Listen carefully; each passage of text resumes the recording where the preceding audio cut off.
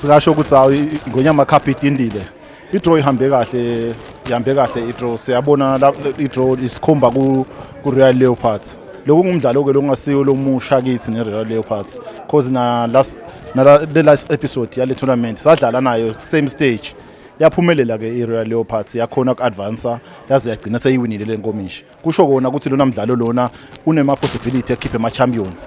Sithi ke ngeke isiphindze ke i-Real Leopards. Lokwenteka la episode ephelile ngeke kuze kuphinzeke this time. This time is to eliminate ama champions atawuphuma khona la last 16. Nyalo nje lokuseyendekile le draw sitawuhamba sibile phansi siyolungiselela kahle lona mdlalo ngoba le nkomishi lena siyayifuna.